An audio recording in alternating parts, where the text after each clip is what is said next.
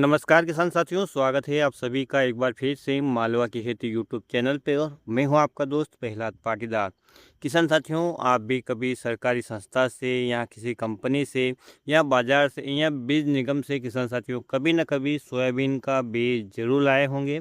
और किसान साथियों, जब भी आप बीज लेने गए होंगे तो आपको कुछ शब्द ऐसे सुनाई दिए होंगे या किसी ने आपसे कहे होंगे, जिसके किसान साथियों आपने सोचा होगा कि ये शब्द क्या हैं। तो आज मैं आपको उन्हीं शब्दों के बारे में जानकारी दूंगा। तो किसान साथियों, वो शब्द कुछ ऐसे हैं जिससे किसान साथी कन्फ्यूज़न की स्थिति में रहते हैं।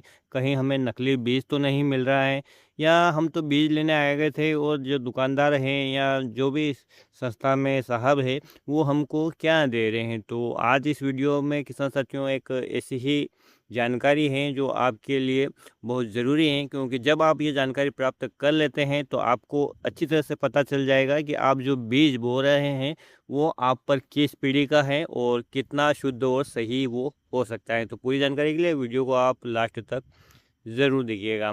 किसान साथियों, जैसा कि मैंने कहा है कि आप जब भी सरकारी संस्था में यहाँ पर या जहाँ पर बीज लेने जाते हैं तो आपको वहाँ पर कुछ शब्द सुनने को मिलते हैं। जैसे कोई कहता है कि ये आइडेंटिफाइड वैरायटी है, कोई कहता है अरे ये तो रिलीज हो चुकी है, कोई कहता है अरे महाराज इस बार तो सरकार का जो नोटिफाइड है उसका भी ठप्पा लग चुका है। अब हमारे सीधे सीधे किसान भाई सोच में पड़ जाते हैं कि यार हमें तो बोने के लिए बीज लेने आए थे, ये अंग्रेजी के बड़े बड़े शब्द कहाँ से आ गए। कहीं कोई नकली बीज लेकर जेब तो खाली नहीं कर रहा है। पर चिंता मत करो भाइयों, आज आपका ये भाई सोयाबीन के इन सारी भारी भरकम शब्दों की ऐसी देसी कुंडली खोलेगा कि आप खुद बीज के डॉक्टर बन जाओगे। तो वीडियो को आखिर तक ज़रूर देखना, और इस चैनल पे पहली बार आ रहे हैं तो चैनल को सब्सक्राइब ज़रूर कर लेना। चलिए सबसे पहले बात करते हैं आइडेंटिफाइड वैरायटी की, यानी किसान साथियों चिन्हित किस्म की। इसे हमारी देशी भाषा में यदि मैं आपको समझाऊंगा तो किसान साथियों आपको बहुत अच्छी तरह से आसानी से समझ में आ जाएगा। इसको बिल्कुल ऐसा समझे जैसे शादी के लिए लड़का या लड़की पसंद आना। मान लो आपके घर में किसी लड़के के लिए लड़की देखने गए हैं। लड़की बहुत सुशील है, संस्कारी है और घर के सारे काम फटाफट कर लेती है।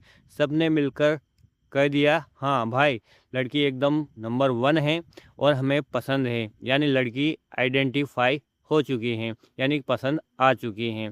ठीक वैसे ही हमारे कृषि वैज्ञानिक जब किसी नए सोयाबीन के बीज को लगातार 3 साल तक अलग अलग सरकारी खेतों में अलग अलग क्षेत्रों में उगाते हैं और देखते हैं कि भाई साहब इस सोयाबीन में तो कमाल की उपज है, बीमारियां भी इसमें ज़्यादा नहीं लगती हैं, तो वैज्ञानिकों की पहचान समिति कहती है कि हाँ भाई ये आनुवंशिक लाइन कमाल की है, इसे हम आइडेंटिफाइड घोषित करते हैं। लेकिन ध्यान रहे, इस स्टेज पर सिर्फ लड़की पसंद आई है और अभी शादी का कार्ड छपा नहीं है, यानी इस स्टेज पर इस बीज का कोई सरकारी व्यापार या बाजार में खुलेआम बिक्री नहीं हो सकती। अगर कोई आपको आइडेंटिफाइड कहकर बीज बेचे तो सावधान हो जाना, क्योंकि वैज्ञानिक रूप से यह अभी पूरी तरह से बुआई के लिए तैयार नहीं है। दूसरा शब्द है किसान साथियों रिलीज, यानी किसान साथियों विमोचित होना या किसानों के लिए जारी करना।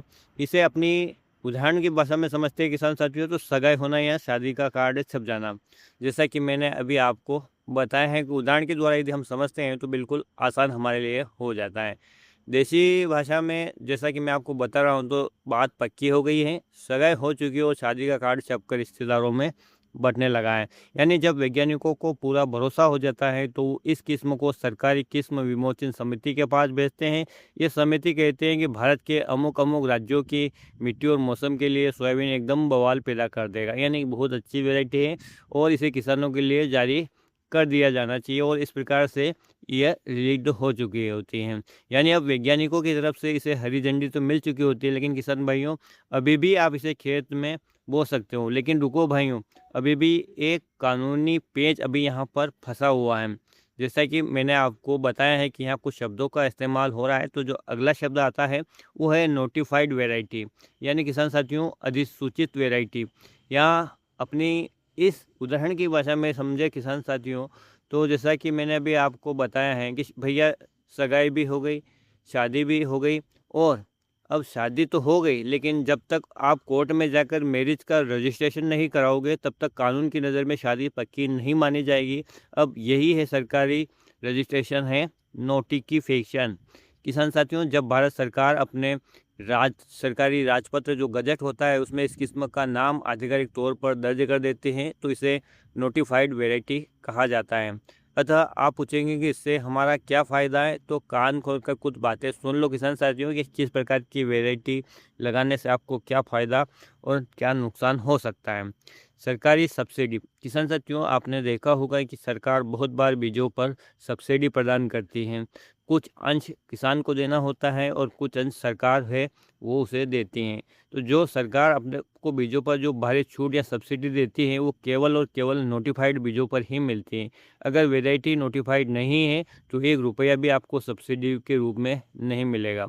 ब्लू टेग लगाकर किसान साथियों आपको बैग बेचा जाता है, तो ब्लू टेग की एक सरकारी गारंटी होती है। इस बीज को सरकारी एजेंसियां चेक करके सर्टिफाइड नीले रंग का टैग देती हैं, यानी आपको असली बीज मिलने की पक्की गारंटी मिलती है। अब इसका एक और फ़ायदा ये होता है कि बायो पायरेसी रहती है, यानी राष्ट्रीय संपत्ति बन जाती हैं। जब कोई इस प्रकार से किस्म नोटिफाइड हो जाती हैं तो वो राष्ट्रीय संपत्ति बन जाती है, ताकि कोई विदेशी कंपनी हमारे देश के बीज को चुरा ना सके। अगला जो शब्द आता है किसान साथियों वो आता है वेरीफाइड वैरायटी, यानी सत्यापित वैरायटी। अब किसान साथियों इसको एक और उदाहरण द्वारा समझते हैं जो काफ़ी दिलचस्प और मज़ेदार आपके लिए रहेगा। जैसे कि मैंने आपको बताया है कि ये आखिरी शब्द है वेरीफाइड।